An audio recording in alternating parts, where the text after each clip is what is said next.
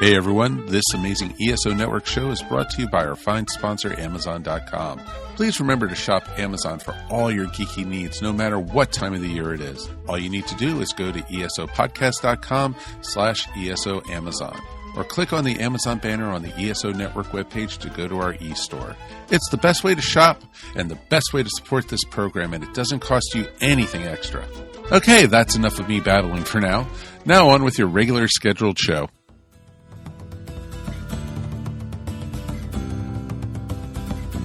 It's time for the ESO Dragon Con Report, a podcast dedicated to help newcomers and veterans prepare for the upcoming annual convention in downtown Atlanta. With interviews, advice, and news from the pros and fans alike. Be careful, you never know. You might actually learn something.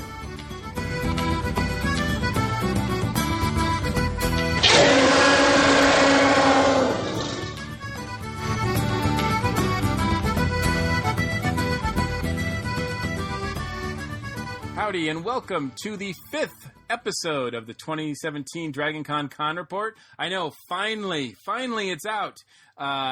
Things are a bit hectic here. There's less than 100 days left till DragonCon, the big event, and things are kind of crazy. I'm still here on the station. I'm your host, Mike Gordon. I'm pleased to introduce you to the rest of our station crew, some of which are not with us this month. So we've got some new voices here for you to listen to. But one person who is returning is Mary Lou Who. Thanks, Mary. It's me. You're welcome. I'm glad it all worked out. Absolutely. How should I ask you? How are things going with the costuming? We usually get an update. Slow. I'm just sort of solidifying what I'm gonna need to do for the next couple of months, scrapping some stuff that I thought I was gonna do and coming up with some new ideas. So still in the planning stages, unfortunately. I would think with the, we can talk more about this later, maybe, just as a side note, but I would think certainly with the introduction of all these summer movies, and you never know what's going to be hot and what's going to be really cool, that gives a lot of inspiration, sort of last-minute inspiration to do costumes, Yeah, totally. I try to avoid that just for money and sanity's sake, but that maybe what ends up happening this time. Every year is a little different. Well, as I pointed out, we've got some new voices that you'll hear for this month's installment, and one of which, before we get to that, I do want to make mention of Director Faber. He's got some technical and some personal issues which are keeping him from this month, but all is well, and he will be back next month. So we wish him well, and I wanted to introduce to people who these are people who have been on the ESO network, so you should already know them. They should be familiar voices. But if, in case you don't know, we have with us the ESO geek girl herself, Angela Pritchett, is here. Hey, everyone. Howdy. Hey, we've done some panels at DragonCon, so this kind of feels like it's close. Yeah, it's going to be fun. This year is actually the first year I won't be doing panels, so it'll be interesting. Really? Is that by choice? You're just saying no panels? I'm working the con. I'm going to work in the dealer's room, so I won't be on panels because I'll be in there for like the entire time the convention, the dealer's room is open. That's going to be a different perspective for you? Yeah, I'll be weird. And also no stranger to the ESO network from Adam and JP's podcast role. It's Adam. It's not Adam. It's JP. What am I saying? No, you could call me Adam if you want to. We tried to get Adam, but we had to settle for JP. Yeah, sorry. Welcome, sir. Oh, well, thank you. Thanks for having me on the con report. And it's really weird. I still feel like the newbie here, even though this will be like my 5th Dragon Con, but compared to you guys, I still feel like the new kid on the block. Well, you know what? And it's one thing that we say all the time on the show, but I mean, even though I've been going for 20 years, it almost feels like, we always learn something new about it every year. Every year is almost got a little bit of a different experience to it. So, right. So you never, I don't think you ever stop learning about DragonCon. So, and hopefully it'll be entertaining for those people listening. In addition, we do have two other familiar voices for you guys. We will feature segments with Eternal Zan. She's got some great information for you. And Michelle Biddix-Simmons will tell us a little bit about some health tips that'll help us prepare for Dragon Con as well. So, like always, this ESO special report is sponsored by the Amazon eStore, where you can find all sorts of cool geeky merchandise. If you're ordering some swag from Amazon, please help us out by going through our link. It doesn't cost you any more, and it really does help us out. If you would like to leave feedback or comment on the show, please call our ESO feedback line at 404-963-9057, or feel free to email us at esopodcast@gmail.com. We're also present on Facebook and Twitter and Instagram, so reach out to us. Let us know what you like, what you don't like, what you would like to see us cover. We're definitely always up for hearing from you folks. We've got some segments actually on this episode, some information that you're going to hear that people sent to us and submitted to us. So it's because of you guys, so we really appreciate it. So now it's time for some news and notes, the latest and greatest of what's going on with Dragon Con this year. There's not a lot of big news, but some updates. The Hilton is still undergoing renovations. I was there just the other day when I went to Trader Vic's, and the whole lobby area looks a lot different. But they're still going through some stuff. But both the hotel and Dragon Con has assured us that renovations will be completed by the September 1st deadline. So hopefully they'll be completed a few weeks before that. But so everything should be in place, but it is going to be a little bit different. So those people who are familiar with the Hilton, at least that front area, and even some of the side areas where the stairs are, there's just a little bit of stuff that's going to be different. So, but we'll try to have all those differences for you, I think, on a next or two. As we get closer to Dragon Con, we'll try to have some more information for you about those renovations and what exactly is going on. Also, other news says that the Con's charity match is increasing to $100,000 this year from the former. It was a $50,000 match. Now they're going to double it. So Dragon Con continues to give. They're also part of a toy drive, which is going through the rest of the year, and that benefits Children's Healthcare of Atlanta. Other news that I saw, Dragon Con TV has primarily been just for the host hotels, but now it's extended to the Omni and the Ritz. The Omni and the Ritz they're not officially host hotels, but they will have one channel devoted to Dragon Con TV.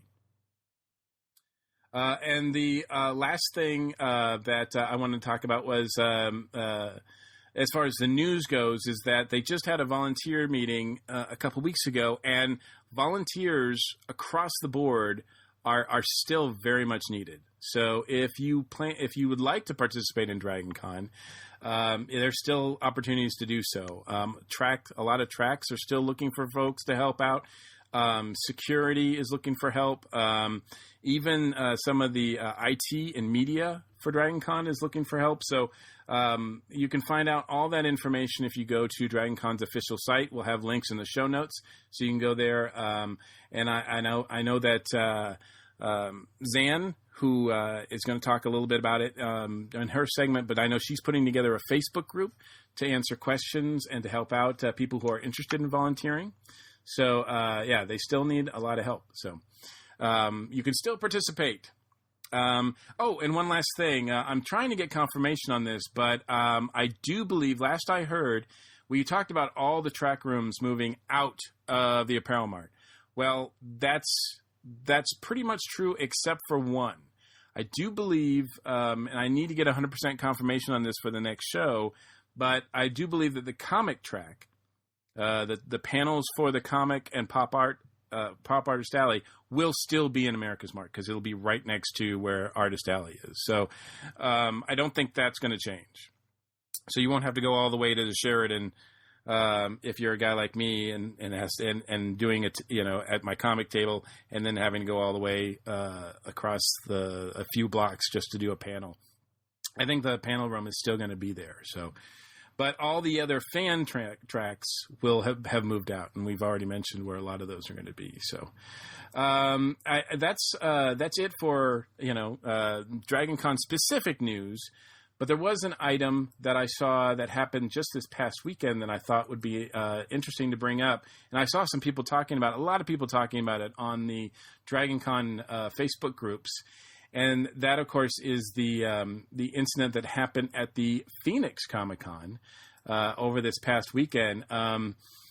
Just real quick, you can Google it and to find out all the specifics information. But what basically happened was that a man was arrested on Thursday, so the first day of the con. He was in Phoenix Comic-Con, which is a huge convention. It is bigger in attendance than DragonCon. It is at least 100,000 people. It's one of the, I think, top 5 conventions in the country. But he had a collection of guns, actual guns, and other weapons. And he was aiming to, he had some sort of, it came out later, he had some sort of vendetta against, I believe it's the Green Ranger. Is that right? Jason David Frank? Yeah. Mm-hmm. Yep. And also particular members of law enforcement, and that he was posting some things on social media that some people caught. It raised a red flag. Security was notified, and they were able to apprehend him before anything serious happened. But it did give a lot of people, certainly at the Phoenix Comic-Con, and people who do conventions all over the country and all over the world, a little bit of a scare. So did you guys must have seen this story, right? Oh yeah. Yeah. Yeah. And in some ways it's kind of one of those things like, man, this is just something that we've been afraid of for probably a good 5-10 years now, right? I think anytime in the day that we live in, anytime you get a large group together like that, this is always the risk. It's not, obviously not exclusive to conventions. We've seen recently things happen in concerts, sporting events always have high security. It's the risk of getting together like this in the time that we live in. But with that said, statistically, when you look at the amount of conventions that happen every year and the amount of people that attend conventions, incidents like this rarely happen. And also, I think if there's a plus to take out of that story, it is people saw something and they said something. They saw something on his social media that gave them cause to sound an alarm. And that paid off because this guy was, apprehended before he was able to do anything horrible. Which is a lesson we can all learn. If you see something, say something. Yeah, absolutely. I mean, ditto everything that you just said. I don't really have anything intelligent to add to that. So it's obviously a problem and a concern. And I personally feel that weapon security at DragonCon is pretty lax, but it's also something that's very difficult to control. So I'm not sure if this may hold any changes for us or not. The peace bond is the main weapons check for DragonCon, right? Like if you have decorative, costume weapons, anything like that, that has to be peace bonded before you can enter. Am I right in that? Because I've never had cosplay that involved weaponry, so I don't. I've had some before, but I've never been stopped. I've never been peace bonded. And generally on the webpage, they also have a weapons policy where they say what you can use for props and what you can't. Not that everyone listens to it, but they have that on there. Yeah, the Phoenix one was modified, of course, after this event or this incident. And then on Friday, there was a lot more security to get in the building and out of the building. And there was, it created some lines and some wait times. But I think, everybody was pretty appreciative of, because when it comes to being safe, it doesn't matter how long you have to wait, right? I mean, as long as, that's as good a reason as any. I was at a rock concert actually just 2 nights ago, and we actually had the security was pretty tight, and a lot tighter than any show that I'd gone to prior to that, certainly recently. And I think part of it was because of the Manchester incident that happened. And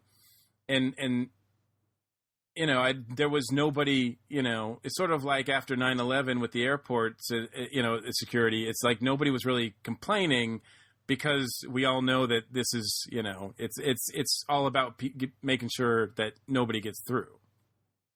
Right. And so I wouldn't be surprised if you saw some more police officers around the convention hotels and just around downtown in general during DragonCon this year. And also, since they put it into effect, I personally love the idea that you can't get into the hotels without a DragonCon credential to get in. I was actually just getting ready to mention that started after, people were like, oh, hey, DragonCon, come party for the weekend. And a bunch of people without badges showed up.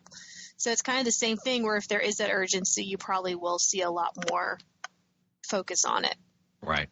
Yeah, totally agree. I'm all about that policy. Totally. Yes, yeah. We've talked about it before, and in fact, also this past weekend, I was hanging out with some folks that don't usually go to DragonCon, and they were saying, "Oh, you can, it used to be that you could just go and just hang out without a badge or anything, but you can't do that now." And I was thinking to myself in my head, like, "That's right, you can't."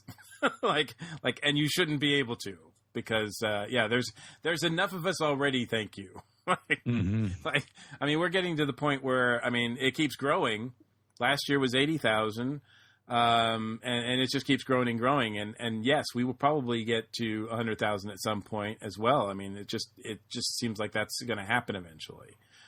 And I think something to remember about this Phoenix Comic-Con incident is that clearly this was not some guy that was trying to pull off an act of domestic terrorism. Judging by what I've seen from his post online, it's clear he has some sort of mental disturbedness. He's mentally disturbed, and I think that kind of led him down the path to do what he did, and that's something because. When you look at the Manchester incident, that's terrorism. And then this guy, is sick. And and it just goes back to what you mentioned at the beginning of this. And I'll repeat again. I guess it's kind of on us, too, to go have fun, but just keep an eye out for something that just seems out of the ordinary, which I know at DragonCon may be an understatement, but we know. When you go a few years, what's normal DragonCon, and if you see someone who may have different reasons for being there, and I think that not just for something like this instance, but not to get totally off subject, but there's been instances where there have been devious people showed up and tried to attack people, and older guys showing up, following girls and that sort of thing. And you know what? That's something we should probably watch out for too when we're there. Absolutely. I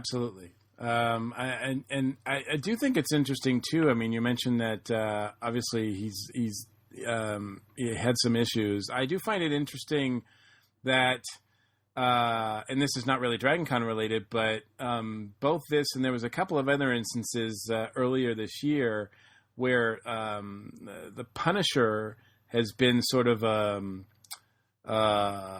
used as a sort of a role model figure for individuals, which I just find like wow, I didn't think that was a thing anymore. I just thought, I guess with the Netflix popularity or whatever, he's become popular again, but.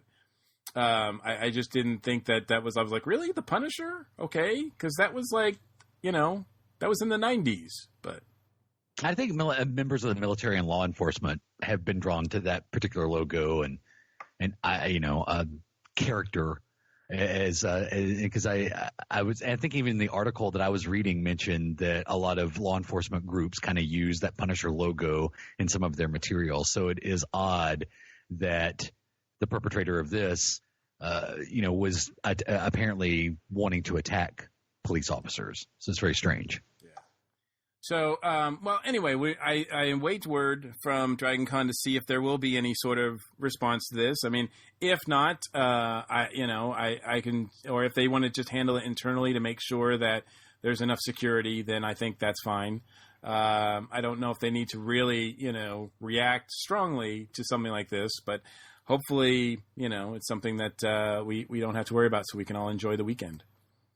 But and the sort of the target, Jason David Frank, is been a guest at DragonCon before. I don't see him on the guest list this year, but of course it's never too late. But that gives me a perfect segue to go into who has been announced as guests this year. So I understand, Mary, you and JP are going to handle the duties this month. Oh boy. We've got this. So yeah, I guess take it from the top. From the top. Okay, well, I had it all scrolled down to the bottom. Sorry. I'm going to switch things up big time. Just as soon as I get it right, you change it on me. All right, here we go. Linda Valentine is best known as the voice of the long-running animated series Sailor Moon. She continues to work in animation roles on shows such as George of the Jungle, The Cat in the Hat knows a lot about that, Gundalian Invaders, Care Bears, and the Avengers animated series. Susan Roman is known for voicing the role of Lita, Sailor Jupiter, in the anime series Sailor Moon. She's one of the few voice actors to remain throughout the entire run of the series. Her other role was the voice of Melissa Raccoon from The Raccoons. Katie Griffin has been a professional actor, voice actor, and singer for over 20 years. Best known as Rey and Sailor Mars on the hit show Sailor Moon, she's also known for her portrayal of Alex on Totally Spies, Hikaru on Beyblade, Nina Harper on Brace Face, and Ruby on Max and Ruby. Jill Frappier is known for voicing Luna in the hit animation series Sailor Moon, Mrs. Persilius in Pippi Longstocking, and Fifi in Hello Kitty and Friends. She appeared in television and movies such as Friday the 13th, the series, The Dating Guy, Tech War, The Twilight Zone, and The Hitchhiker. I'm going to interrupt you real quick because a blast of Sailor Moon voices.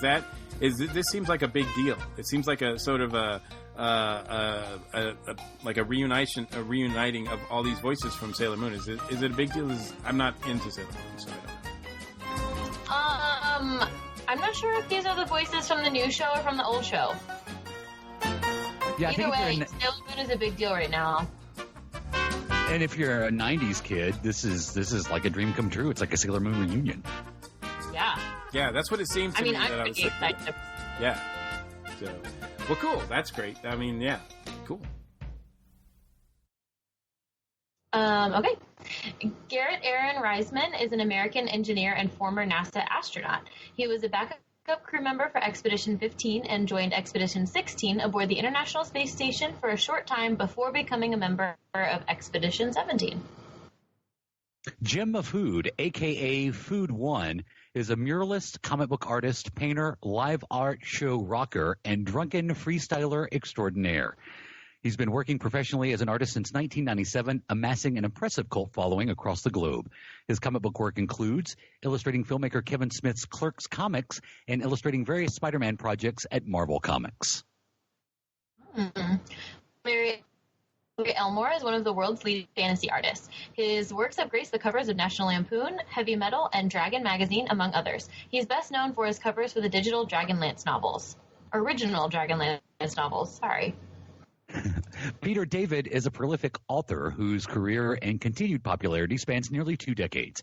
He's worked in every conceivable media: television, film, books, fiction, nonfiction, and audio, short series, and comic books, and acquired followings in all of them.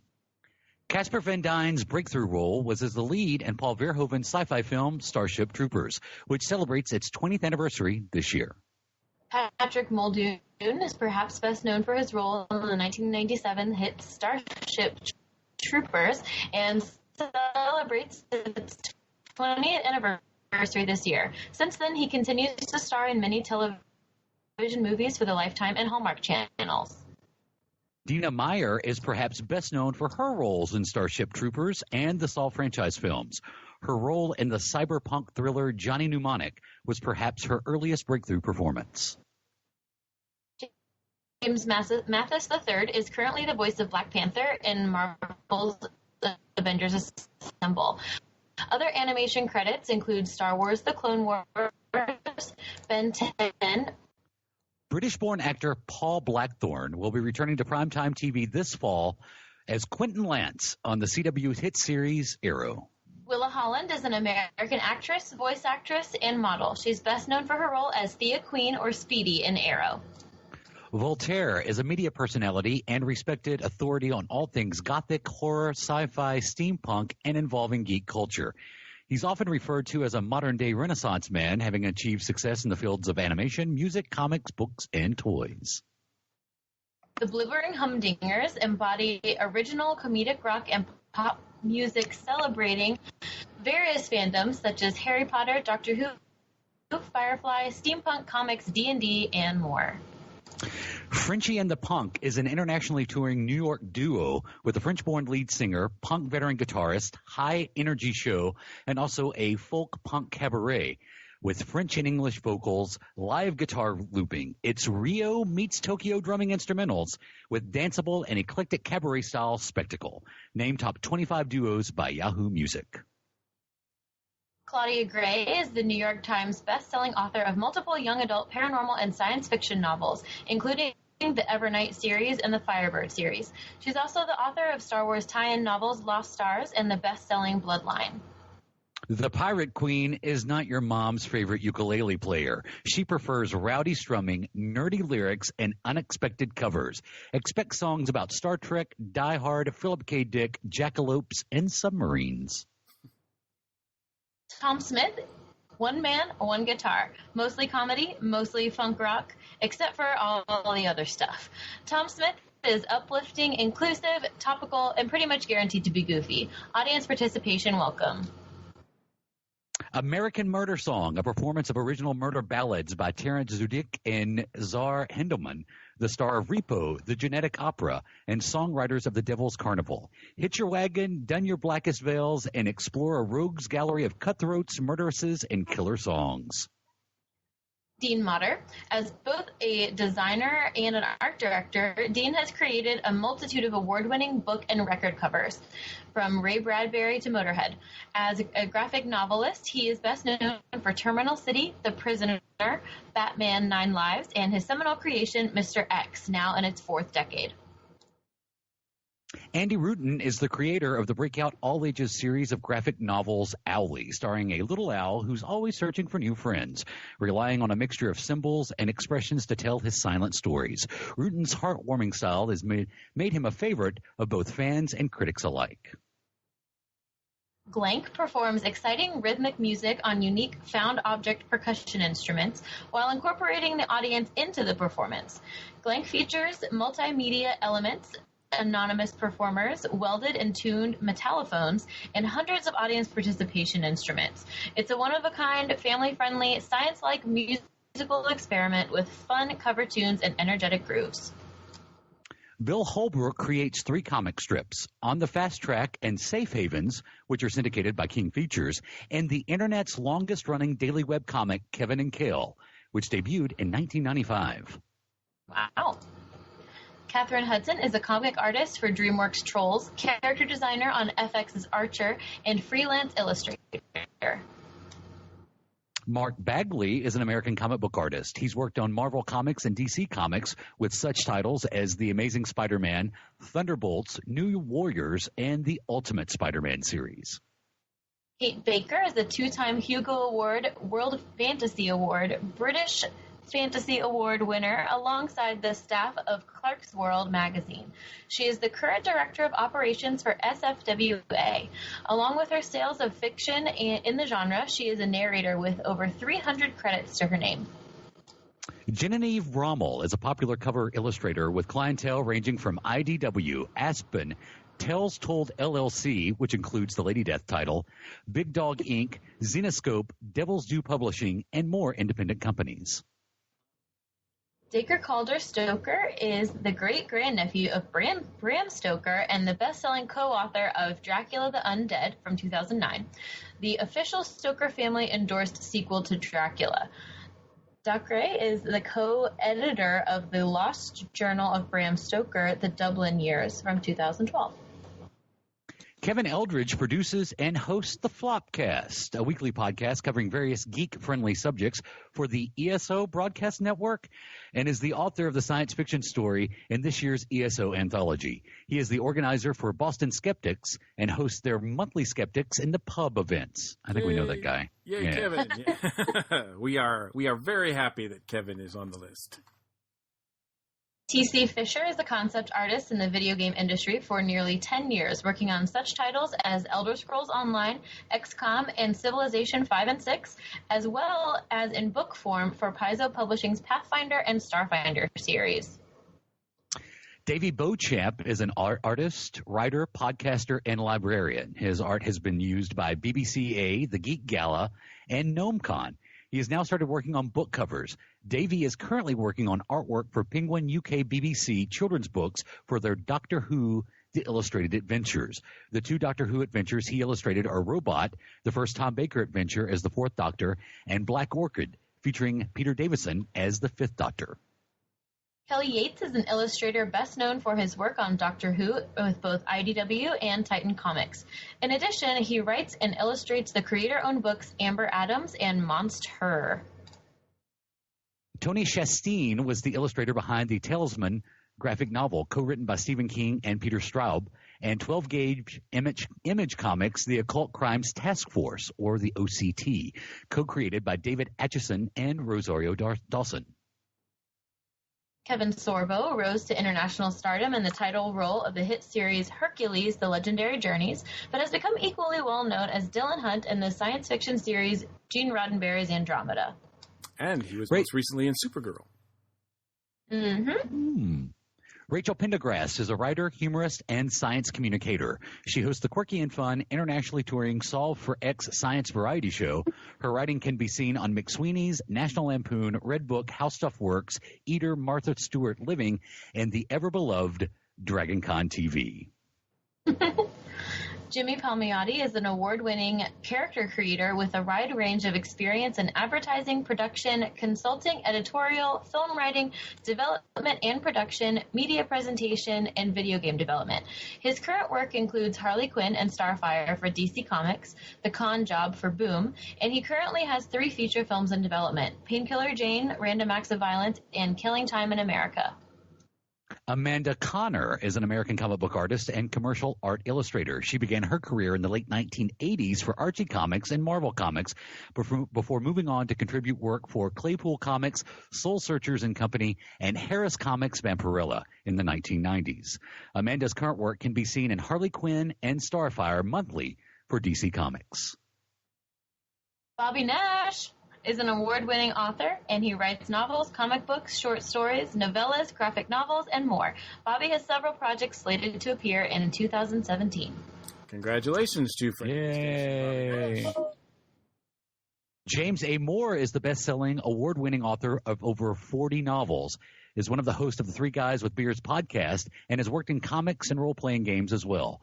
Forthcoming novels include Alien, Devil Inside, and The Last Sacrifice. Tom Heintes is the co-founder and publisher of the Eisner Award-winning Hogan's Alley magazine, one of the leading magazines on contemporary and classic cartooning. He is a former managing editor of the Comics Journal and for years wrote biographical essays for Will Eisner's Spirit magazine for Kitchen Sink Press. You may have seen R.J. Hattie on Sci-Fi's Face Off, Season 2, where he was the runner-up, and Season 5, or the spin-off show Foxy and Company. You definitely see him conducting makeup workshops at DragonCon.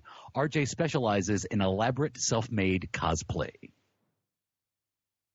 Adam Crosdell is a film, TV, and voice actor who's worked with Alan Rickman on the West End. He starred as Baldur in Supernatural, Hook's father in Once Upon a Time, and is Bothwell in Reign. For video games, he's Torvin in Middle-earth, Shadow of Mordor, and Ignis Scientia in Final Fantasy 15. Anthony Taylor is an artist, author, screenwriter, and film historian from Atlanta, Georgia. His books include The Future Was Fab, The Art of Mike Trim and Arctic Adventures, an official Thunderbirds original novel. His work has appeared in Famous Monsters, Fangora, Scream, SFX, and many other magazines. Another good friend of the station. It's good to see these familiar names on here. Meredith Rose is a public interest policy geek defending consumer rights in the digital age in Washington, D.C. She works extensively on copyright, telecommunications, and tech policy issues. She's also a gamer and cheerleader for fandom who works on mobilizing fan communities to take part in national policy debates. Susan Spencer is a pattern maker and fashion costume designer and former network security analyst. She's developed groundbreaking techniques to produce custom-fitted patterns by hand with software. She is the product manager for Valencia free open-source pattern software and is costume track director at Anacron. Anacron. It's an Anacron. Okay. I'll take your word for it. Tallulah Love celebrates her 6th year producing the DragonCon Burlesque Glamour Geek Review. As a lifetime nerd and 15-year burlesque veteran, she really knows how to put on a show. She's a multi-title winning performer, producer, part owner, and teacher at Atlanta's only school for burlesque, the Atlanta School of Burlesque. Wow, that's her 6th year. Wow, it doesn't seem like she's been doing it that long, but goodness. Right. Nick Edelstein, the captain of Trek Rock, is back. Set faces to stun with electric guitar wizardry and lyric with the one and only Nick Edelstein, described by Performer Magazine as dazzling, mesmerizing, breathtaking guitar work. Nick has been igniting star bases across the galaxy for 2 decades. Mikey Mason, radio-ready, catchy geek rock comedy as seen on NBC and heard on Dr. Demento and Nerdist.com. Hawthorne and Holly are a pop-punk band that plays songs about Harry Potter and other fandoms. Started in 2007 from Charlotte, North Carolina, Leah Schroeder and Christy Mowry wave gorgeous harmonies and Eddie Mowry on guitars, while Dave Bucar slaps the bass. Richard Scott Harmon is best known for his role as John Murphy in the CW's The 100. Harmon is also known for his roles as Jasper Ames in The Killing and Julian Randall in Continuum. Harmon received critical praise for his role in the movie If I Had Wings. Christopher Larkin currently portrays Monty Green on the CW series The 100. Luciana Caro is a Toronto-born actress known for her dramatic and comedic roles on American television and feature films. She's best known as Luann Katrine on Battlestar Galactica. And shoo! Yeah, this was a big month for guest announcements. They were really working overtime in posting those online. But so thank you both for reading that. And there are a lot more guests that we didn't include. So please feel free to check out the official DragonCon site or their Facebook page to find out the latest and greatest of guests announcements. One that is not been added to the list yet, so it was not one that you could read off, but it's actually going to be on the website very soon, is the fact that myself, Mike Gordon, is going to be is now a guest at DragonCon this year. I did all the paperwork last week, so it should be on the website pretty soon, and so I can announce it here first. And officially, I will be a guest. This will be my 7th year as a guest at DragonCon, and it is a great honor to be part of the show. I will have a table once again at Artist Alley, and yeah, I wouldn't know what to do with myself, I think, if at this point I didn't have a table there. So. Yay, congratulations. Thank you. So, very nice. Thanks again for reading off that list. So that's all to do with guests. And, of course, there's a lot to see, a lot of folks to see, a lot to do at DragonCon. But one of the things that I've been hearing, and this is our main topic of the month, one of the things that I've been hearing more and more in discussions online and with people in general is that DragonCon is just too expensive. People can't go because it's just too much money. So it did actually make me wonder if DragonCon has been getting to a point where it's sort of like Disney World or Disneyland or any of those huge theme parks where you have to really budget, and sometimes for some folks it'll take a while before they can reach that amount where they can enjoy the experience as much as possible. So I want to put it to you guys. Do you think that Dragon Con is too expensive, or is sort of an event like Disney where you can really only enjoy it if you spend a lot, or is it possible to do Dragon Con on a decent sized budget so you don't have to spend a lot of money? Angela, we'll start with you since the others are still probably catching their breath from reading the list of names there. Okay, yeah. Can you hear me? Yes. Awesome. Yeah, you can definitely do Dragon Con on a budget. I've done it many, many years on a budget. There was one year where I spent like $60 on food the entire weekend. So, like, wow. I've always had to budget out for Dragon Con because, like, the hotel room is always the biggest chunk of money for the convention for me. So, I mean, you have to figure out other ways that you're still good to go for the entire weekend and will be able to have fun while not spending an arm and a leg.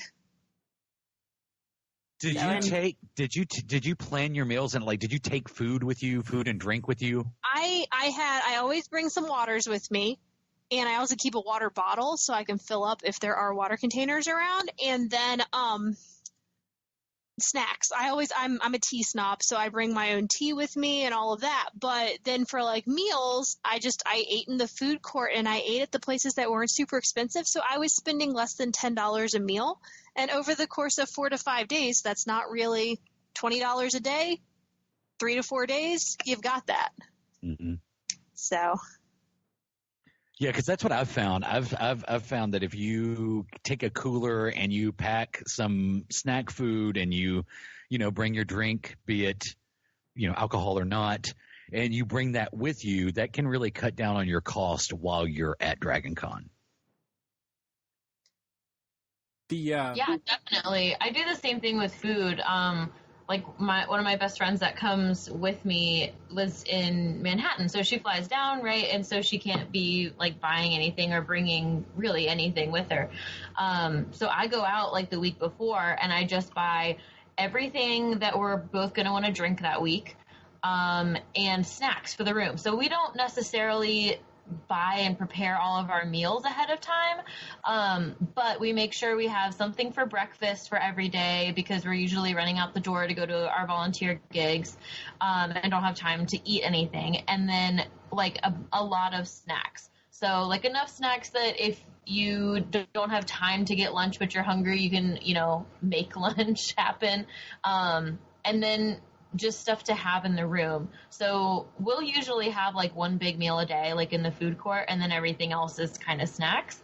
And I know it definitely sucks, like spending all that money on the front end. It's not fun, but then like the whole week you feel like you're doing really good because you haven't spent any money. So that's how I like to do it. It's definitely cheaper that way than to try and like figure it out as you go. Well, it isn't always, but it can be if you're smart. I always felt that I kind of felt that the similarity to something like Disney was, kind of apt in terms of, Disney, if you get, like a four park ticket, basically it's almost about $100 to get into a park a day, right? So now Dragon Con right now, for a 4-day membership is $125. So obviously that's a little bit cheaper, but so right off the bat though, to get in to the venue to experience Dragon Con, you're looking at spending $125. With the room situation, certainly if you stay in a host hotel, that's going to jack up your price right there in terms of your expenses, and people will have to budget for that. I mean, I do. That's the main thing that I have to worry about, and even more so now because a lot of those room charges, as we've talked about, and as Zan has mentioned several times, is that you have to pay all of them up front. I mean, my room at Dragon Con at the Marriott is already paid for because they had me they charged me once in October and the rest of it in March. So on the one hand, that was a lot of money, but on the other hand, it's all done. I don't have to worry about I don't have to worry about budgeting that for the actual show itself. Now, for some people who are going to get their next hotel for the next year during Dragon Con, they will have to come up with some upfront money. So that's something they have to budget for as well. But I also, I stay in a room with two other people, sometimes three.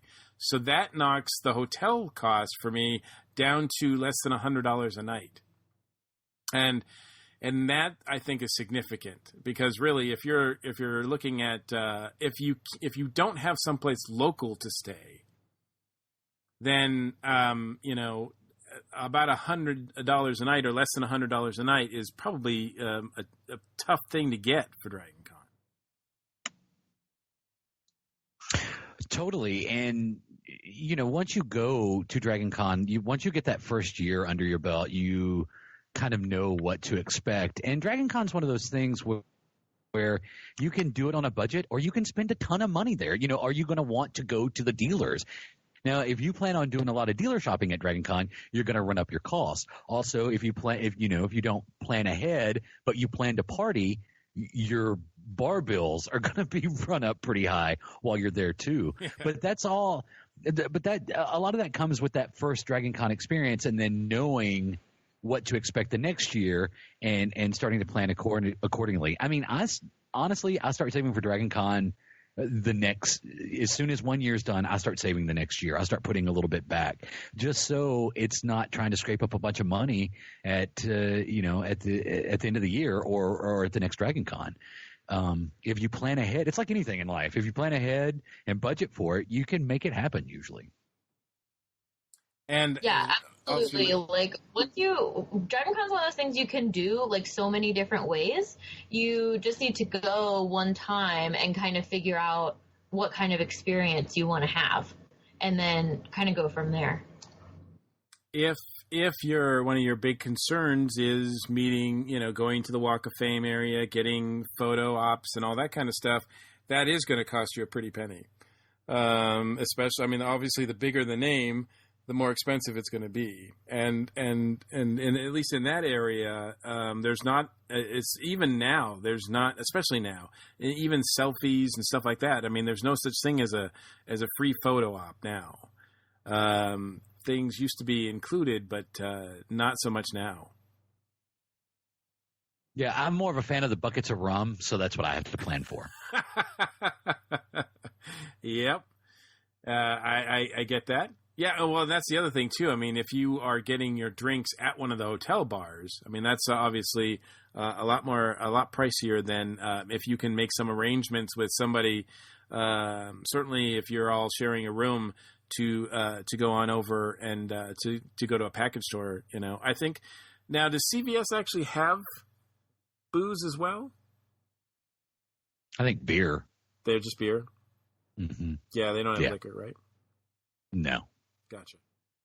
I also want to point out that even though she couldn't join us this month, Dacoma, our good friend Dacoma Sanchez, actually sent us some ideas and suggestions for doing Dragon Con on a budget.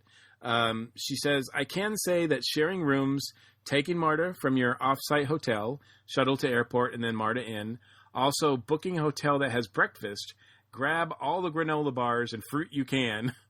Fruit are pick-me-ups in their own containers. She also starts a Smarty Pig savings account every year after con and drops $5 to $50 a paycheck in it for spending money in a hotel. They are FCC and accrue interest and let you earn extra percentage off things like Amazon and select hotels. Oh, that's a good point. And it's like idea. Sorry, but I hadn't thought of that program before, and that's a great idea to use for Dragon. Yeah, obviously, as you guys mentioned, if you know you're going, and that's why we kind of try to do these, these Dragon Con reports all year round, because there's enough news and there's a lot of things to prepare for throughout the year. I mean, we're talking about budget is a big one, and obviously where you're going to stay, how you're going to get there, your travel arrangements, et cetera, that all has to be worked out way in advance. I mean, the more stuff I think that you do on the fly, the more expensive it's going to be for you. Oh, absolutely. And like Mary was saying earlier about the breakfast bars and kind of bringing that with you, anything that you can bring with you that otherwise you might have to buy in a hotel lobby, it's going to cost you twice as much to buy a breakfast bar at a hotel lobby as it is to buy it at Walmart in a big box and bring it with you. So I'm a big proponent of stuff like that. Yeah. I really like V8 makes these little juice energy drinks, and I keep one of those for every morning, and I just drop it in my bag when I head out the door, and that's part of my breakfast. And then I'll usually bring fruit is a great thing, like Tacoma said. That's a great option, and especially because it doesn't have as much garbage, it's easier to get rid of. Anything small that you can just throw in a bag and have with you is a great idea. And anything with protein, obviously, if you can bring a hard-boiled egg with you or something like that. If you have a refrigerator in your room, something with protein is going to sustain you a lot longer until you can get to a real food. Yeah. Angela, you mentioned the cheaper restaurants in the food court. What are some of those restaurants that you have found that you tend to go to that are a little cheaper than the rest? Well, I mean, most of them are all quick serve type restaurants, so you can basically get your meals for under $10. There's the pad thai place that I normally like a lot, and then there's a new Indian place that opened up the last couple years. Mm-hmm. That was really good. What's it called? It's the little Mexican or a quesadilla place. It's like Moe's, but it's not, and I don't remember it. It's towards the entrance when you're coming in from outside. I can't even remember, but they do quesadillas and burritos and stuff. So yeah, isn't that Moe's? Don't they have a Moe's right there? No, they have a Moe's, but that one's not Moe's. It's the other place. Gotcha. Because I know they have the standard, Subway, Chick-fil-A, that kind of thing. So yeah, and even with burritos, they're big enough that you can get 2 meals out of them, depending on how you store them. So yeah, and Mike, you were talking about doing Dragon Con on a budget, and I think that kind of goes to 2 areas, a budget of money and also a budget of time, because as Angela was talking about, if you want to go to the food court, you need to allow plenty of time to get through that food court at Dragon Con, just about and that applies to just about everything involved with Dragon Con. Never go at lunchtime. No. Go right before or right after, because that's when you'll have the lulls and you'll be able to get through the line super quick. Mm-hmm. Good point. Yeah, we talked a lot last time about transportation and how to save money there. Yep. So really you can do the con in a couple different ways. For me, I like to go stay in the host hotel, and while that is more expensive, it saves me a lot of time and transportation and possibly money too, especially if I've carpooled and parking doesn't end up being a whole lot, and we were smart about that. And we can keep all of our alcohol and food on site. So if I need another beer, all I got to do is go upstairs and get it. And so it saves you money a little bit in that way. But it also provides you, I think, a more immersive experience. So I don't have to go outside in my costume if I don't want to, or worry about changing clothes somewhere that's not already where I am. That kind of stuff. But I'm also not there for panels and celebrity interaction. Those aren't things that are important to me. So I'm more about being there in the evening.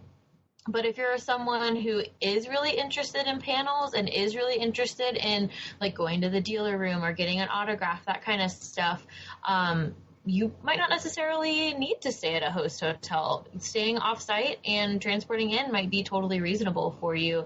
And if that's something that you're doing, then that's going to save you a lot of money. So you just kind of got to think about what you want to get out of the con before you can find the least expensive way to do it, if that makes any sense. Mm-hmm.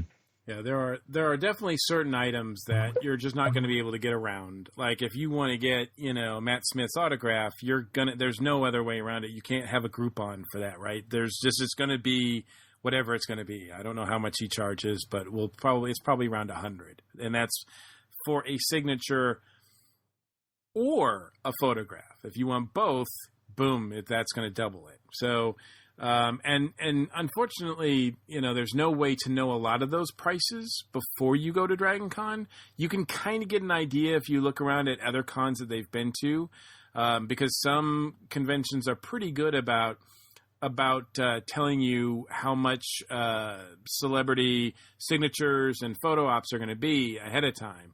But Dragon Con, unfortunately, is just a different beast, and they don't usually have that information. So you're really going in cold. But I would say certainly for the bigger names, it's going to be try to budget.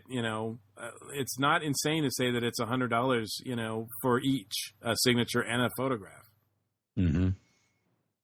I mean, certainly for lower tier, folks or less popular folks, I mean, it's still like in between 30 and 60, I think. Maybe on average 50. I don't know. I mean, it's kind of crazy. You just never know how much they're going to charge. Some may surprise you and charge far less than you thought. And some might you might get somewhere and you'll be like, wow, I can't believe that's, so much. So. And that's where having a plan for everything else, such as food and obviously lodging, is, like we've all said, that's kind of done by the time you get there. But having, a spending plan in place allows you to have, your spending money that you can use for stuff like that, and just plan ahead. I definitely encourage people to spend money in Artist Alley, particularly at my table.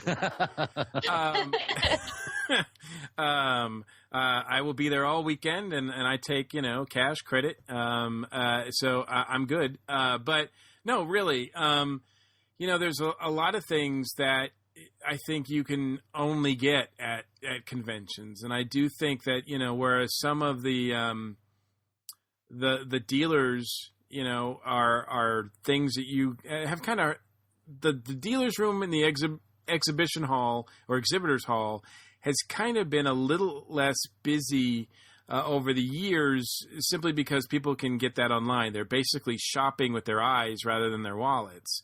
Although, the American Smart is one of the busier and crowded areas of the convention because they're all there. But I've heard from many vendors over the years that it doesn't seem as they don't. It's not as much in sales as it used to be. But I do think as far as Artist Alley, I mean that's a chance where you can get an item that you can't get online. If you get a sketch by a certain artist, or you have an experience with an author or a artist, because the authors are set up there too. And most of the authors, there are some authors that do free autograph sessions, and even your big name authors would do that. That's programmed into Dragon Con with certain times and areas that they have for those signatures. So I would definitely look at that, because you can have a pretty great experience and get a hardcover that you've always wanted to get signed. You can get that done for free. Hey, Mike, I have a question. You actually living in Atlanta, you can probably answer this. I mean, not everyone drives to Dragon Con. If you're coming from a non-drivable distance, obviously you're flying in to Atlanta. And so what is the best way to budget for transportation as far as from the airport to wherever your hotel arrangement might be it downtown? Just use the convention hotels as an example. Yeah, we've covered this before, but it also, I don't mind repeating it, because Atlanta, and particularly when it comes to Dragon Con, as far as, getting from the airport to the con, it's as easy as taking MARTA. I mean, anybody who's paying for a cab or Uber fare for the airport to get downtown, it's an unnecessary, unless you've got a lot of stuff, it's an unnecessary expense, because you can get the train right at the airport and it'll take you right downtown to where all the host hotels are. That is as cheap as it gets as far as the shuttle there. Now, transportation otherwise, is a trick, and we've kind of gone over some tips on that before, but it's one of those things where I think, like Mary said, even though you look at the expense of the host hotels and how much the Marriott costs per night, but when you split that up with how many roommates that you have, and whereas even though I'm local, if I was to drive down, I'd have to find a place to park, and parking would be an expense, and that adds up over the 4 or 5 days. Because Dragon Con's not just 4 days now. It's unofficially a lot more than that. And also you don't get to experience, it becomes budgeting time-wise because you lose a lot. Like if I'm going home every night, then there's a whole part, that's about 3 or 4 hours at least of Dragon Con that I'm going to miss.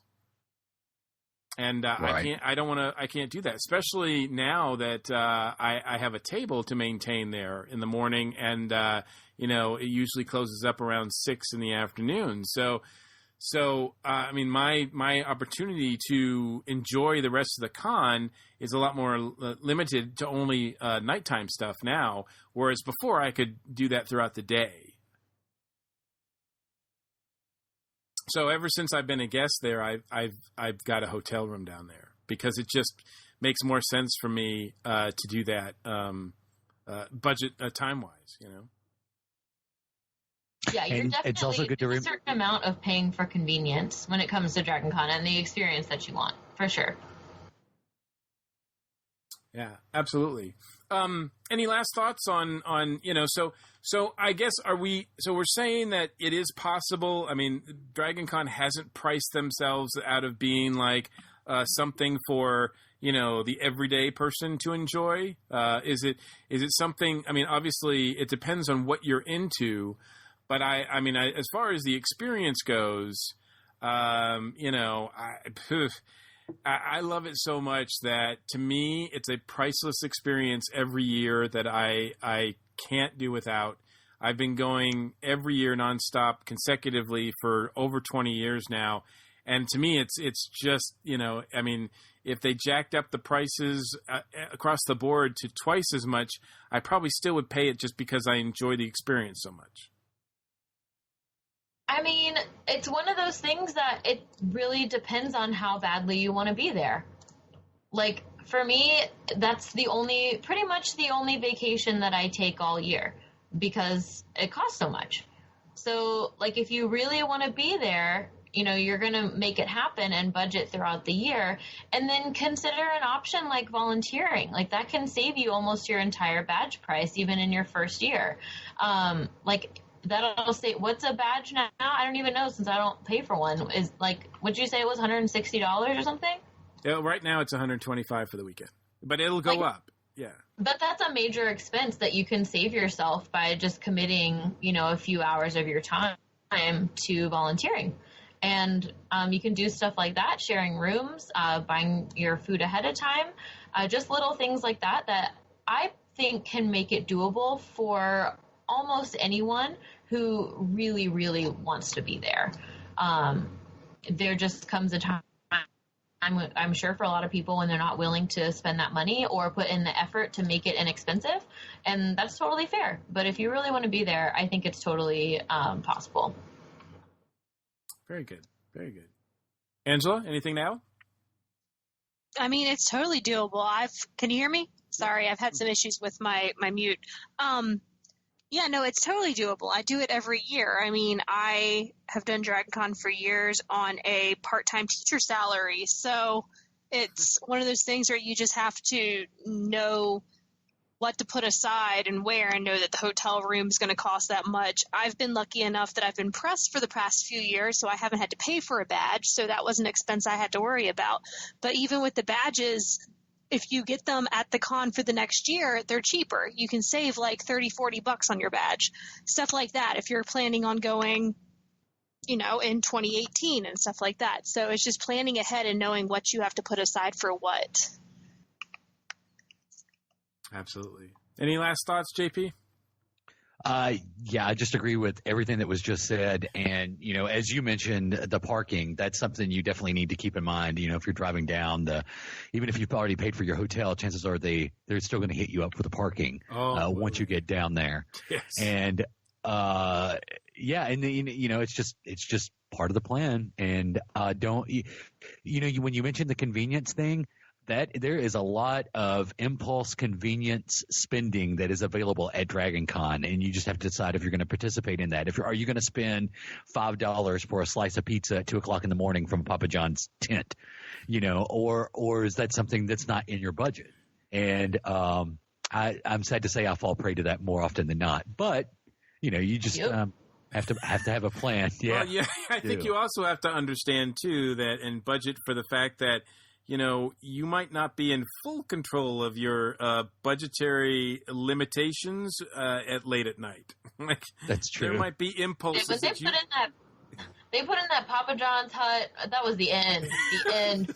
It was all over for Drunk Mary and for money. And the hot dog buffet in the Hyatt Regency. Yes. Bottom floor, yeah. Yeah, I don't really go over there, but when I am, every time I'm like, oh, hot dog buffet. That looks delicious. It's only $15. I didn't even know about the hot dog. Only $15. Yeah. Right? Plus tip. It's so cheap. Right. Well, awesome. I wanted to mention, as far as parking, there is a website that allows you to reserve your parking spot in advance, and I can't remember off the top of my head what it's called. It's like Parking Monkey or Fish or something. I think it's Parking Panda, right? Yeah, Parking Panda. Yeah. So that's a great option for if you want to budget. You can, get an idea of what it's going to cost ahead of time. Absolutely. And you don't have a reserved spot. You don't have to drive around Atlanta looking for a parking space because that's not fun. No, that's not how you want to spend the con. And it's really tricky, too, on Saturdays with the parade. Yes, exactly. Well, very cool. Well, all good information. Thanks again. And speaking of information, it's time to turn it over to Eternal Zan, who's going to tell us a little bit more about saving some money by getting a roommate. And now, once again, we have with us Zan, back with us again this month. Welcome back. Thank you very much.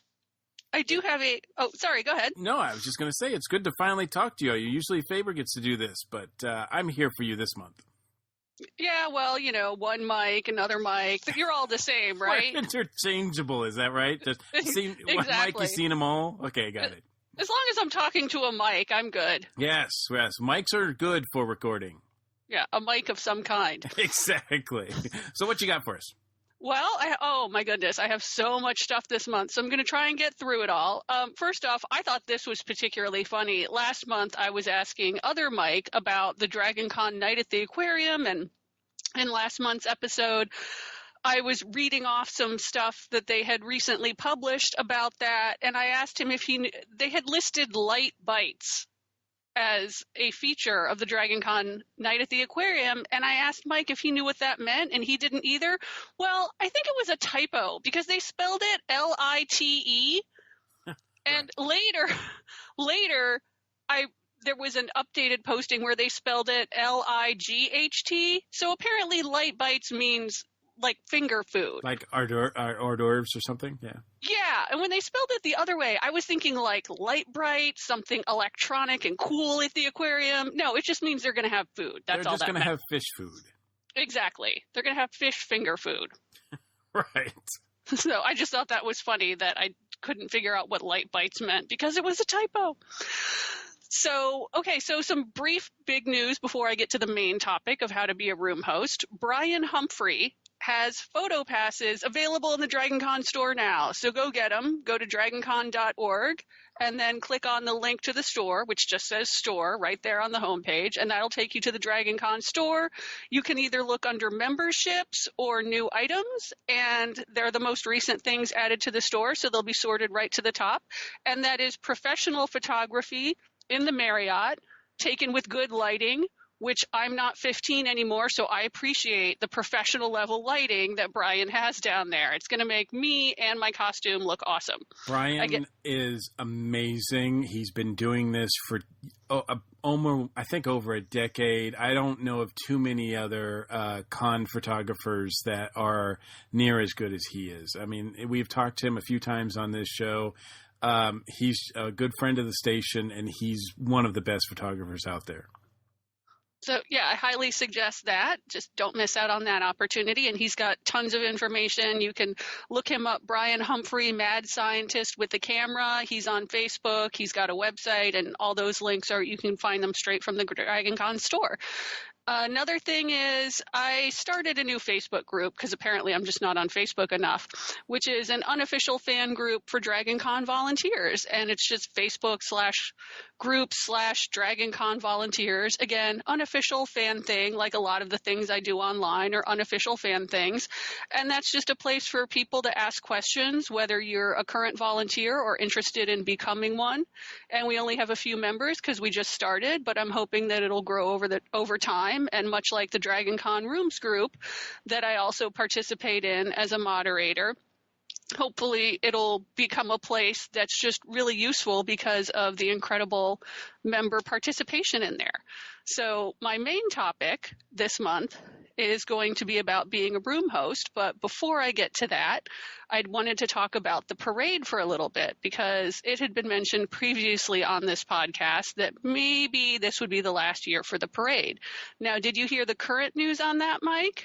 I hear rumblings, but nothing has been officially announced one way or another. So, we do know that the parade is going on for sure this year. So that it's a sure bet this year. But anything else beyond that?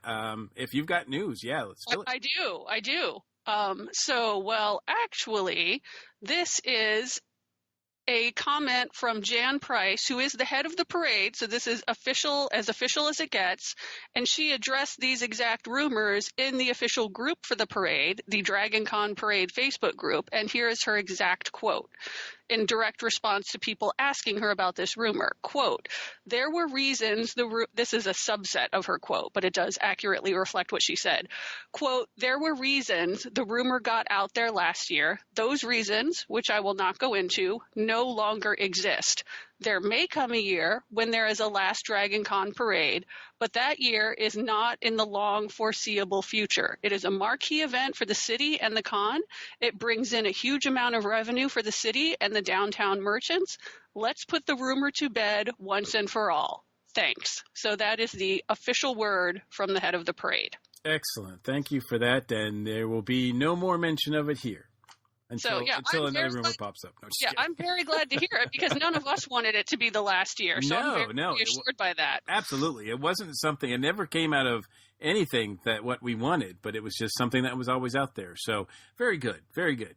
So yes, I'm happy to hear that has been addressed.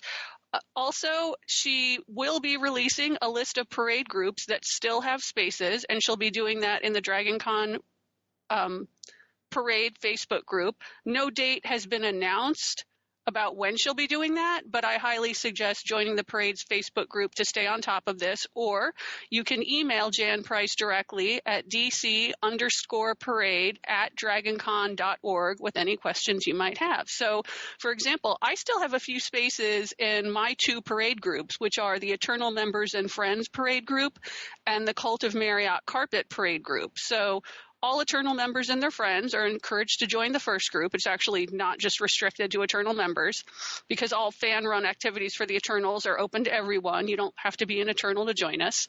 And all carpet patterns are welcome in the Cult of Marriott Carpet. It doesn't have to be the Marriott carpet, technically, just, any carpet.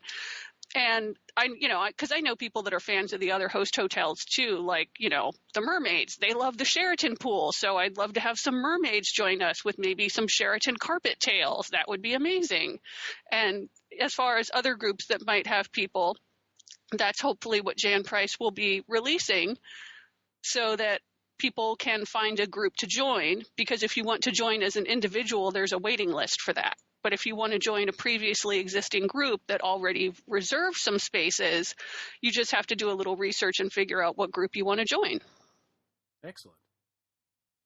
So any questions on any of that before I move on to the main topic? Nope. Very good information, as always.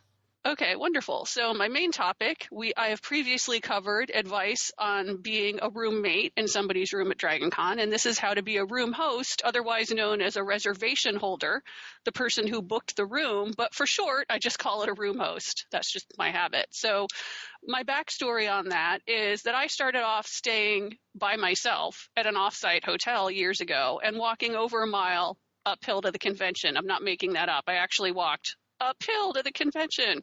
So in the heat, uphill. Both ways.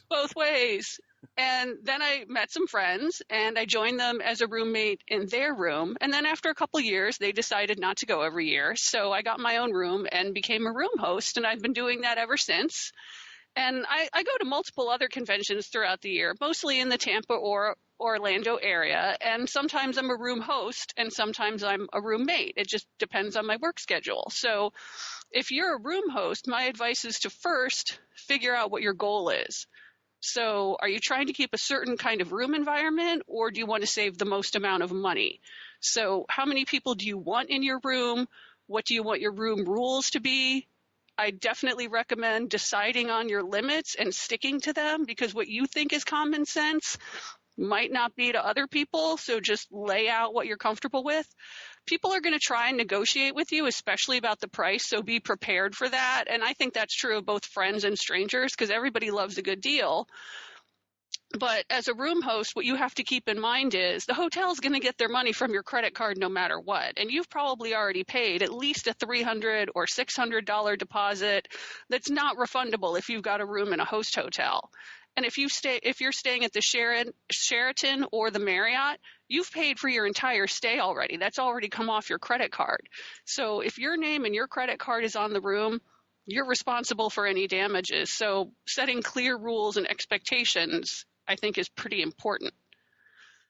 So real quick, speaking of money, there has been some chatter in the DragonCon Rooms group about saving money by using Airbnb, and a number of people have posted in there saying they thought they had a room with Airbnb, but then their room was canceled by the homeowner and then relisted at a higher price. And sometimes they weren't even told their room was canceled. They found out by checking up on their reservation.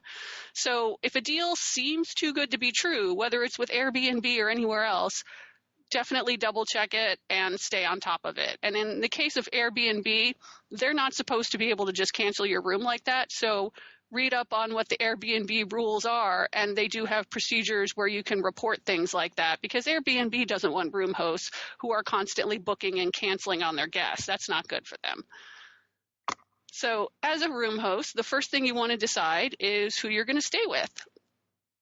Your two choices are pretty much friends only or friends of friends, or you can open your room up to internet strangers. And some people seem to think that opening your room up to strangers is going to increase your risk of dropouts, but I haven't found that to be true. Just in my many years of personal experience, I've found the dropout rate is about the same for both, because nobody wants to cancel going to DragonCon, but life can happen. So I like to be prepared and have a waiting list. And I also recommend basing your deposit deadline for your roommates ahead of whatever the hotel's cancellation deadline is, so that you have time to replace your roommate by using your waiting list if it comes to that. So if you're a roommate, remember that the reservation holder probably already paid a pretty big non-refundable deposit. So if they're treating you exactly the way that the hotel is treating them, then you're not going to be able to drop out at the last minute with no penalty, because they might need to find your replacement before returning your money. Cancellations increase the cost not just for the room host, But for all the roommates, and hotels charge for no-shows too. So some room hosts might charge for no-shows as well. So both sides need to stay on top of the money. My next topic is screening. Yes, I have bullet points. My next topic is screening roommates. And I like to ask people what kind of roommate they're looking for. One of my standard questions is, what are your room requirements and deal breakers? So, what would your deal breakers be, Mike? Where you'd be, I definitely wouldn't want to stay in that room. I'm pretty liberal, but there is there would be like a noise factor. I mean, obviously there'd have to be some parameters on sleeping, like when people were sleeping. Oh yeah, that's a big one. A lot of people set rules for the day and forget to set rules for the night. And I have day rules and night rules because I think night rules in a way are more important because in a lot of cases you're not going to see each other during the day because you'll be at the convention.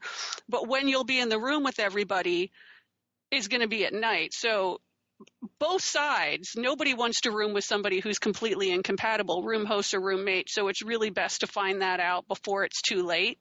And I always recommend people bring earplugs and sleeping masks because sometimes people don't realize they snore. And if you wake up easily, that's important. So definitely get earplugs and a sleeping mask and test those out at home before the convention. Yeah, it's sleep is a premium during Dragon Con. So then when you can get it, you need it. Oh yeah, I totally agree. So well, that's pretty. There could also be rules about drinking or smoking, Sure. What you are and aren't allowed to do in the room. So, for example, some Hyatt rooms have balconies that go to the outside. So that's really good. That's a really good way to have smokers and non-smokers share a room is if your room has a balcony that goes outside. Because all the hotels don't allow smoking inside. So that's the only way you're going to get to smoke, without leaving your room, really. And I also had on my list that it's very important for the room host to be clear about what the roommates are getting for their money. So, for example, some people charge the same amount for bed space versus floor space. Some people charge the same. A rollaway bed costs extra, and they can be limited sometimes to rooms with one king bed, and those are limited in supply. So if you're not sure, I would always suggest bringing your own air mattress unless you don't mind sleeping on the floor.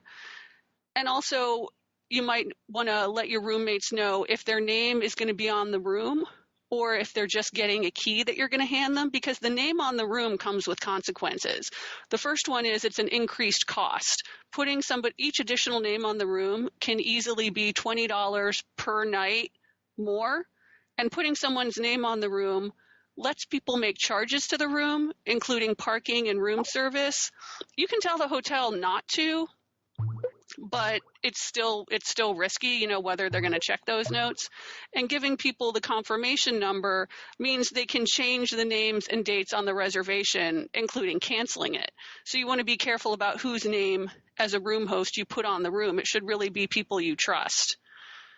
So, for example, like parking is separate, and that can be about $30 a day. So with 3 roommates, if they're all charging their parking, you need to factor to the hotel, to the room, and you've decided that ahead of time, you're going to need to factor that into the cost. That makes sense. So I know we're running a little short on time. Is there anything that you want me to make sure that I get to as one last point that you'd like to hear addressed? Well, what would you say is the most important factor when it comes to selecting a roommate as a host? I mean, do you recommend that is it a thing where you're like, well, make sure they pay you up front, or that kind of thing? Is it monetary? I would say do your research about where you want to stay, because that's what most people are looking for, is they're looking for a specific hotel. So I would say if you understand the rules of the hotel that you're staying at, then your room host should be sticking fairly close to those rules. And that also ensures that your roommate, that your room host isn't promising something they can't deliver. Like, sure, they're saying this hotel has a pool, but their website says the hotel has no pool. Things like that can be a little fishy, where you can tell that your room host might not be giving you what they promised. Gotcha. That makes sense. Because everybody's got things that are important to them. So, for example, are you paying for bed space or floor space? That's a big one. Where are you going to sleep? Absolutely. Well, it's definitely great information, and certainly on an episode where, we just covered if it's possible to do Dragon Con on a budget. Obviously, having roommates and sharing room space is definitely a way that everybody can enjoy the con easily in terms of the financial burden. Right. Yeah. So for room hosts, the biggest thing is to have deadlines for deposit, payment, cancellation, and your refund policies. And if someone doesn't pay you on time and you can't get in touch with them in a reasonable amount of time, move down your waiting list and replace them, because the hotel's getting their money either way. Yeah. In some cases, it's already had it. It's already got it. Exactly. So definitely give people a chance, try to work things out, but know when it's time to move on. Absolutely. Absolutely. Well, very cool. Well, thanks again for the ton of information you pack in to these segments every month. We really appreciate it. And once again, where can people find you online? Well, I really enjoy reading the questions that listeners have. And one very good question that came up online was how to pack. So maybe I will address that in a future episode, or that topic will be discussed. And people can submit their questions and topic ideas to esopodcast@gmail.com, or comment on the Facebook page, facebook.com/group/ESO podcast. And you can just search for ESO podcast in your Facebook search bar. And if you want to leave a direct comment to me, my website is www.dragonconeternalmembers.com. There's also a page on there about the parade groups I mentioned that I still have a few spaces left in. Awesome. Well, thanks, Anne. We appreciate it. Thank you very much. I look forward to talking to you next month. Yes. And last but not least, we are once again talking to Michelle. Welcome back. Hello, thank you for having me back. Absolutely. I'm just glad that I get to talk to you this month. So. That's nice. That's the one thing about Faber having some time off over the past weeks is that I'm able to actually talk to everybody this month out. So. Okay. So what are you covering? I'm going to be discussing back health. Ooh, there's something that we can all. Yeah, and the topic, the name of it, because I like to do names of them, are "Help! I've fallen, I can't get up." And the reason I'm doing this is I was walking into a grocery store to Earth Fair, and my phone rang and said I had a text, and it was one of the DVDers asking me for help because she had her back was spasming and she was stuck on the floor and couldn't get up. And she was in Atlanta, so we're hours away. And so I was trying to help her, trying to explain to her what was going on with her back and what she could do and what exercises she could do while she was laying there to help, get them to stop spasming.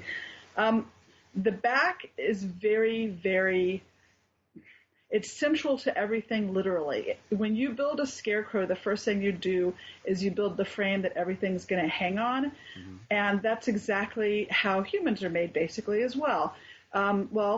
Most invertebrates, actually all invertebrates, because what they do is when our cells start to form, the first thing that's really made is the neural tube, and that's what ends up becoming the area where all the nerves are, and that's what gets made into the spine. And what most people don't even think about is that's also, Maya had a teacher that always said mouth to anus, because that's also following the direct line of that. And the nerves come out of the spine. You have 24 vertebrae, 3 different areas. It's not always lower back pain that people deal with. That's what everybody thinks of when they hear back pain. And so everybody knows core.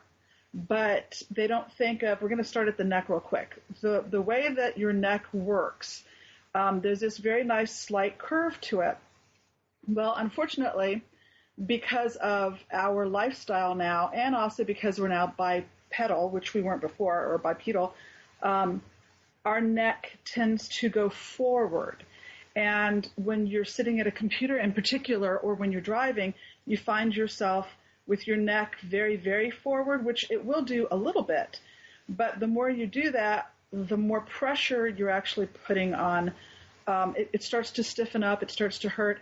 And often when you're having pains in between the shoulders, near the scapulas, the shoulder blades, what's actually happening is inferred pain that's coming from your neck, because it can start in the neck and it travels down. And you have, much like the lower back and legs, in your shoulders and neck area, you have such a mass of muscle and ligaments and tendons that are connected to the spine and go out and connect to all the other bones. Well, what ends up happening is when you are stressing the neck vertebrae, the cervical vertebrae, you are actually basically, for lack of a better word, twanging the muscles that are along the thoracic area, upper region by the scapulas. And so that's part of where that pain comes from. And because we have so many people that work on computers, when the neck starts to hurt, we start to roll our shoulders forward. And so basically, instead of being in the shape we should be, we become hunched. And that makes it worse. And we even have people that don't know why their shoulders hurt so much, or don't know why the areas where the scapula are, the shoulder blades are, they don't know why it hurts that much. And you get that stuff with the back pain in that area. We have people that their shoulder blades, their scapula start to lift up off of their back. And I've seen this happen, and my husband has had it happen before, where I can be rubbing his back and I can get my fingers underneath there because they're so far up. Well, this is something that's very, very common. Oh, great, the phone's ringing. This is something that's very, very common because of our lifestyle, and because when people do go to protect their back, they go for lower back and they just work the core. Really and truly, you need to think beyond the core. You need to start really working, doing push-ups, really working anything that helps make the back better. I'm not going to give you exercises because you can do that on your own, but really and truly hit YouTube and anything that you're looking at there, weigh and balance it and see what works for you and what who really has done their research, because that will really help you. Now, going to the core, what most people also don't do is they tend to do the same type of sit-ups or anything to tighten up that area. Well, it's not just a tighten up that area thing. You have muscles that come off, and there's so many of them, one of which is called the psoas, or iliopsoas, because it's actually two different pieces that come together. And the psoas on both sides actually attach to the lower ribs, one in particular, and then they go down inside your pelvic girdle and attach to the leg. And they tighten the more you sit. And if you don't keep your flexibility and you don't work on keeping things flexible, the tighter you get, the more you're going to have problems. There are a lot of people that all of a sudden, when they gain weight or they change their job and they're sitting a lot, they find all of a sudden they're in a lot of pain in their back and they don't know why.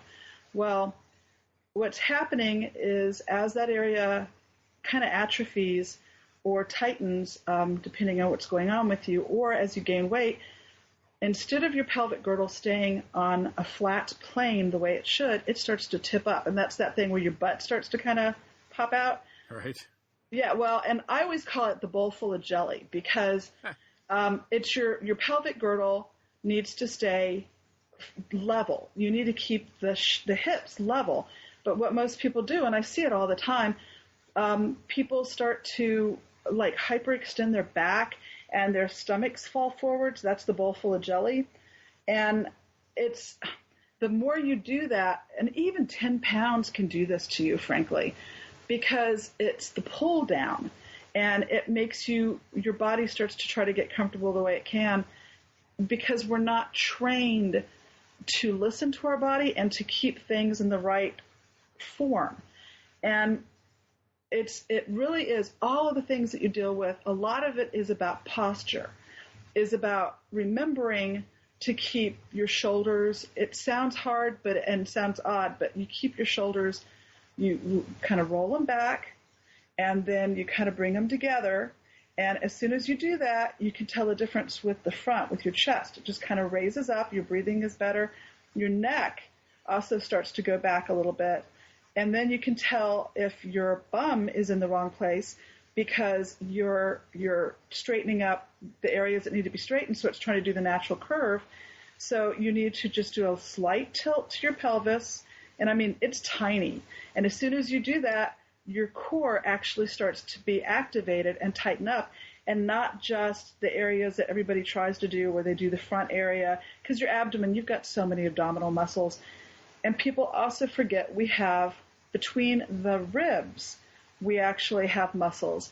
And if those areas, that's part of when you spasm, when your back is spasming, quite often it's starting because of your ribs, because you've done something, and gaining weight can really cause that problem, or you've done something to really twang it.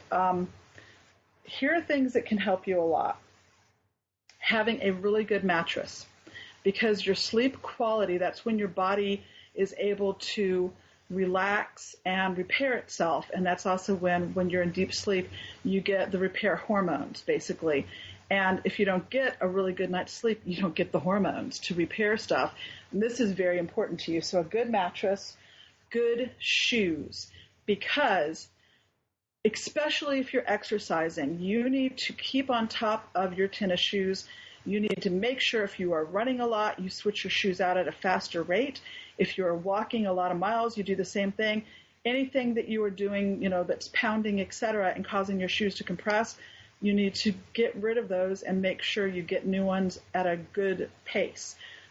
Also, try to wear shoes that have a back on them and have a more solid base, because if your feet start to move and you already have an alignment problem somewhere in your body, you're going to jack something out of place. I get in trouble for this from my chiropractor, my husband's nodding, because I always wore mules, which have no back on them, and I danced. And so when you dance, you really need good shoes. Well, no. Anybody that's having problems with plantar fasciitis, more than likely it's your shoes and also the posture or the way you're standing, not having your pelvis in the right position. Good posture, I was just saying that. I have a list. Healthy, strong core. But here's the thing with the core. Don't just do sit-ups and stuff. You need to stretch the muscles, get an exercise ball, and do arches over it. When you do sit-ups, I told Mike Faber this, when you do sit-ups, use your exercise ball and do the reverse sit-ups, where your hands behind your head and your feet solid on the floor while you're laying over the ball, and then you lift up off of it, because it actually helps. You think, oh, get the core tight. Well, you also have to work the back in that area. You need to have everything working, not just build up certain areas, because that's going to jack you out of place too. Because you wouldn't do it to a factory. You wouldn't go in and fix one thing, but everything else is in bad shape, because it's going to just break down at some point. Flexibility. There's a yogi saying that basically you can tell the age of the yogi master by the flexibility of their spine, because they work their entire lives to get their spine where they can do back bends, etc. And if you do not use it, you honestly do lose it. You can regain some flexibility, but it's going to take you a very long time, and you may never get back to that place. Plus, you could end up having damage, because in some cases, particularly around the scapula area, you can build up scar tissue. And they, like a good massage therapist that can go in there and work it, can really help.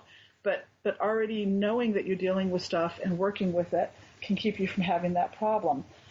Get up and move. Even if you have a sedentary job, every 45 minutes, somehow, well, if you're doing an hour block, think of it as an hour block, and try, even if you are sitting with headphones on and you're in a cubicle, move, or like stand up whenever you can and move. Get like 15 minutes of it.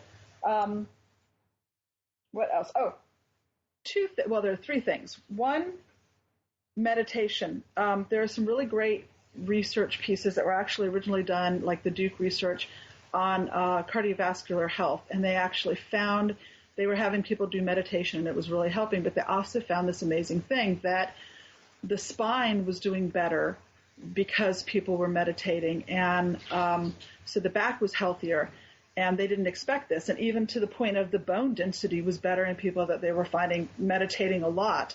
And these are people that they expected to see really bad results from because they already had health issues. but it's a correlation with inflammation and stress, which brings me into stop smoking. One of the worst things that you can do for your body in general is smoking, for your spine in particular, and your bones, and your collagen, because smoking causes inflammation reactions. It basically keeps your collagen from replacing itself, and they found this really interesting thing about how bones decast, they lose parts of themselves. And they know that smokers have that more often. So do people that eat a lot of sugar and run the risk of being diabetic. So if you're going to have sugar, make it a special thing. If you want a piece of cake, have it once a week. Have that one soda a week. The 80%, 20%. As long as you can do with that, you'll do a lot better. And I'm trying to think, do you have any? Oh, vitamin D. It's D3, calcium, magnesium, zinc, K2, and a good fat. Because good fat being peanut butter, olive oil, avocado, etc., like that, walnuts. Because your muscles can't relax without having the proper amount of magnesium. Your spine won't be healthy without the calcium, magnesium, D3, etc. And K2 helps. Zinc heals things and lets you heal things. Also good for sex drive. And K2 helps the calcium go to the proper place instead of building up screwy plaque. Do you have any questions? I was trying to get through. You just made it. No, actually, that is some really solid information, and it's important too, because I think a lot of us do take the back for granted, especially because I was just thinking about this the other day, because it doesn't seem like it's ever a gradual thing with your back. Like last weekend, I was doing some lifting and doing some stuff, and nothing, like I didn't feel anything as far as a twinge or anything like that. Then I think it was the next day, I just sneezed, and all of a sudden my back said, "That's it, enough! Like I'm done." And you had created an inflammation reaction by you probably weren't lifting properly. Use your knees, not your back. And your body was already fighting and putting stuff in that area, and all it takes is that instant. Yeah. I mean, that's really all it took. And I had some relaxants that were helping me out, some muscle relaxants that helped me out for the rest of the afternoon, and it didn't really inflame much further than that, which was great. That's good. But yeah, it's one of those things that it can. I remember the first time that this was like about a decade ago, but I fell. And I couldn't get up, and it was just a weird feeling because it never happened before like that. Right, Before I was able to always spring back up. So, yeah, it's just one of those things. It's good to have that knowledge, because it's one of those things that you really don't know it might be an issue until it's an issue. And you never know when it's going to happen. Yeah. And exactly your point about sneezing. I know other people that have had stuff happen where they get in their car and they're driving, and then when they get to the destination, they find they can't get out of the car. Yeah, I've heard of athletes, pro athletes, like baseball pitchers that sneezed and threw their back out. So, yeah, I mean, it's just one of those things that's definitely great. It's great to have this information, and it's great to have you back on the station. So, thanks so much. Okay, if you have issues, also go see your doctor, go see a massage therapist, and take care of yourself. Absolutely. And so until the next time, where can people find you online? On Facebook at Drop by Dragon Con, the group, not the little page thing. And you are welcome. It's like a closed group. We vet everybody, but it's an incredible group, and the people are fabulous. We care about you. It absolutely is the best group out there. So thank you so much. Thanks for that. Thanks for all of the work you do there. And thanks, and we'll talk to you next month. Thank you. Talk to you later. And we're done. Yay. I was trying to get through it. I was like, let me get it out. You did excellent. Yeah, good. Very good, very good. And a great topic again, as usual. Yay.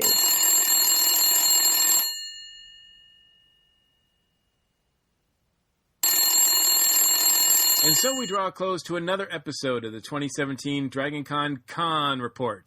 A big thanks to everyone for joining us on this episode. As always, we are glad to hear from Michelle Biddix-Simmons and Eternal Zan. And much thanks to our station crew, some of which are new this month. Thank you so much, JP. We appreciate you filling in. Oh, thanks for inviting me. This was a lot of fun, guys. Absolutely. Where can people find you if they're not on this station? I encourage you to go to your favorite podcast outlet and find Podcasserole. It is our show hosted by Adam and myself, and twice weekly we do 2 shows on Tuesday and Friday. So go find us. We're on iTunes, Stitcher, iHeartRadio, anywhere you get podcasts, you can find Podcasserole, or check us out at adamandjp.com. Awesome. We'll definitely have to try to see if we can get Adam in next time. Sorry. Maybe he won't butcher the guest list. You did good. Don't worry about it. Aw, thanks. Absolutely. And thank you, Angela. Appreciate you filling in as well. Yeah, thanks for having me. And where can people find you? Well, you can find me every week on ESO for the A Geek Girls Take. You can also find me on YouTube at Angela Plays Ukulele, where I do geeky covers of geeky music videos on ukulele, and on Amazon for Shut Up and Eat, the unofficial Doctor Who series cookbook. Awesome. What's your next convention? Next convention is Con Carolinas this weekend in Charlotte. Oh, have fun at that one. That's a good show. I leave tomorrow, so it'll be fun. Awesome. And thank you, Mary. It's nice to have another one of the old guard with us. Absolutely. Anytime. Absolutely. So we try to cover all we can with these specials, but of course there's a lot going on with Dragon Con. To keep up with the latest news, please check out the official Dragon Con website and their social media outlets. All the tracks are active on Facebook. They have groups. They have Twitter accounts on all the social media. A lot of them even have Instagram accounts. So check them out and be active, be part of the con. We here at Earth Station 1 can be also found on all the social media, Facebook, Twitter, Stitcher, Google+. Yes, we still are on Google+. And Instagram as well. We want you to be part of this program, so please feel free to join us in the discussion. And also, help us out, support the station by donating via PayPal, purchasing some very cool ESO merchandise, or you can fill up your cart at the Amazon eStore. Like I said, it doesn't cost you any more, and it really does help us out a lot. Thanks for listening. I'm your host, Mike Gordon, and it has been my pleasure. We'll see you at the con.